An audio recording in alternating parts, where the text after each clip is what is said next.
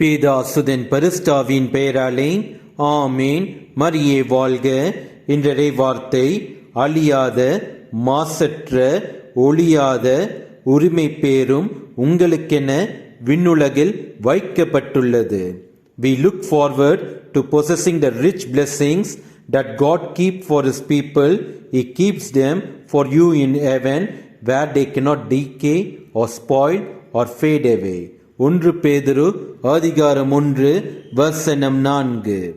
விண்ணுலக வாழ்வு ஒன்று உண்டு என்று நாம் விசுவசித்தோம் என்றால் மண்ணுலகில் நாம் தூய்மையாக வாழுவோம்.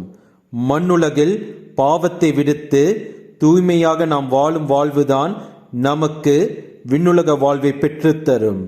விண்ணுலக வாழ்வை நாம் குறிக்கோளாக வைத்தோம் என்றால் இந்த மண்ணுலக வாழ்வில் பெருமை, பேராசை, காமம், பொறாமை, பெருந்தீனி, சினம் மற்றும் சோம்பல் போன்ற கொடிய பாவங்களை நாம் செய்ய பயப்படுவோம்.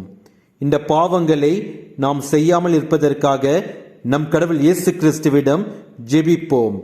இதுவரை செய்த பாவத்திற்காக பரிகாரமாக இனிமேல் பாவம் செய்யாமல் தூய வாழ்வு வாழ்வதன் மூலம் நாம் அதற்கு பரிகாரம் செய்வோம்.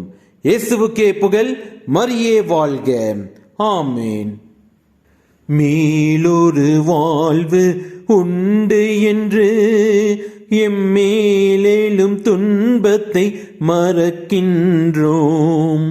மேலொரு வாழ்வு உண்டு என்று எம்மேலும் துன்பத்தை மறக்கின்றோம்.